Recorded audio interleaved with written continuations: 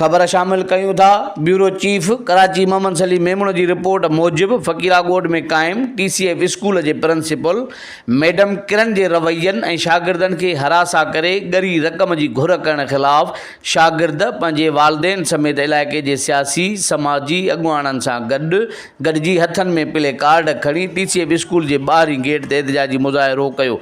मुज़ाहिरीन GNP news सां वधीक ॻाल्हाईंदे चयो त पहली गाल तो यही है तो मां तमाम दोस्तन मीडिया वारन जो निहायती शुक्रगुजार आया ऐं मां अब्दुल हलीम साहब या भा नबी कासकेली साहब सिकंदर चजड़ो इन्हनि के जस मां पेश किया तो ही हर जगह ते हर सिंधी हुजे या को भी हुजे ज़ात परस्ती न कंदा आहिनि।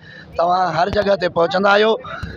असल मसलो ही आहे त हिते तक़रीबन हिन स्कूल TCF जे अंदरि 50 खां मथे जेके आहिनि उहे ॿार फेल कया विया आहिनि ऐं उन्हनि जा जेके रिज़ल्ट वग़ैरह आहिनि उहे रिज़ल्ट उन्हनि खे दोबारा रीचेक नथा कया वञनि।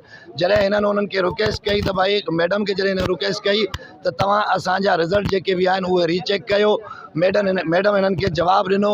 मैडम हिननि खे जवाबु ॾिनो त असां रीचेक न कंदासीं, तव्हां हितां हलिया वञो न त असां पुलिस सां घुरायूं। आए ॾींहुं पुलिस जी धमकियूं, रेंजर्स जूं धमकियूं, ॿारनि खे जेको आहे हुननि खे हरासा कयो थो वञे ऐं हिननि खे जॾहिं बि चवनि था तव्हां पंहिंजा वालिदैन वठी अचो, जॾहिं हिननि जा वालिदैन अचनि था त उते हिननि सां जेको आहे वालिदैन सां उहो बदतमीज़ी सां इहा मैडम जेको आहे पेश ईंदी आहे। ऐं इन जो मां पाण बि जेको आहे हिकिड़ो चशमदीद गवाह आहियां, जेको मां फारूक साहब खे फ़ोन करे इन जे बारे में इतला बि कयो हुयो त भई तव्हांजी जेका मैडम आहे उहा बदतमीज़ी करे थी। जॾहिं मूंसां बदतमीज़ी करे थी, मां हिकिड़ो सियासी समाजी वर्कर गॾो समाजी वर्कर बि आहियां, त मूंसां जॾहिं हुन बदतमीज़ी पेश अचे थी त हूअ ग़रीब माण्हू ॿारनि जे आवाम हुननि जे वालिदैन सां कहिड़े तरीक़े सां पेश ईंदी हूंदी। ऐं उन सां गॾोगॾु हिकिड़ो वालिदैन हिते बीठो आहे जंहिंखे हुन पुलिस खां खणायो बि हुयो। ये फीस का मसला है और ये पैसे भी हम लोग दे रहे हैं, ये नहीं कि नहीं दे रहे हैं। पता नहीं क्या वजह है इसका, ये सब बच्चों के साथ खिलाफ बैठे हुए हैं यहाँ पे। और उस दिन आया फीस मांग रहा, मैंने फ़ीस भी दे दिया, फिर भी पता नहीं बच्चों के साथ ज़िद कर रहे हैं। और अभी ये कह रहे हैं कि एक गरीब बंदे 10,000 दे दो, 8,000 दे दो, सब पैसों के मामलात हैं। उसका दिल जो चाहे वो होता है। आपको अभी फ़ोन आई थी, क्या बोला? मेरे को फ़ोन आया कि ये बच्चे यहाँ पे आए, आपका भतीजा भी आया हुआ है, इसको मैं पुलिस के ऊपर उठाऊंगा, ये वो फलां धमकियाँ दे। अभी मैं मंडी से आया हूँ, मैंने पूछूँ ये काफ़ी बच्चे खड़े, मेरे भतीजे हैं 2-3, वो भी काफ़ी परेशान है यहाँ से। फिर भी लड़कियां पास है, लड़के फेल है।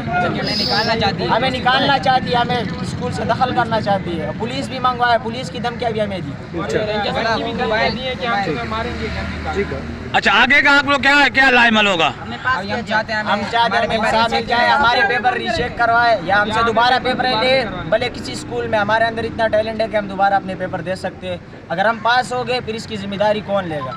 अगर फेल किया। अच्छा, अगर आपके मुतालबे जायज नहीं मानेंगे तो आप लोग वसी जो है ना और करोगे, इताद करोगे? जी, हम और करेंगे। बिल्कुल, हम अच्छा, सामने बैठेंगे, धरना करेंगे। आप लोग यहाँ खड़े हो सोराब गोटोन और UC 7।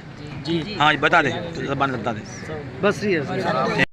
TCF स्कूल में पढ़ता हूँ। हमारी मैडम का नाम किरण है और मैं 8 क्लास का लड़का हूँ। जो हमें फेल कर दिया गया, हमारे सारे दोस्तों को भी फेल कर दिया गया, लड़कियों को पास कर दिया है। हमारे को जिस दिन रिजल्ट थे उस दिन हमारे को रिजल्ट नहीं दे रहे थे, बोल रहे थे आप फीस पे करो। हमारी पता नहीं कितनी फीस पे कर कितनी ज़्यादा फीस कर दी है कि हमारे जो हम लोगों ने फ़ीस पे की हुई है, मगर हमारे जो है ना इन लोगों ने कोई रिपोर्ट वगैरह कुछ भी नहीं बनाई हुई, कोई इनका अपना वो नहीं है। और हमारे को जो है ना इन लोगों ने सारे दोस्तों यारों को, जो हमारे सारे फ्रेंड है वगैरह, उनको सबको फेल किया है। तकरीबन 10-12 लड़कियों को फेल किया है। लड़कियों के नंबर कम है फिर भी उनको पास किया है, हमारे ज़्यादा नंबर है फिर भी हमारे को फेल कर दिया है।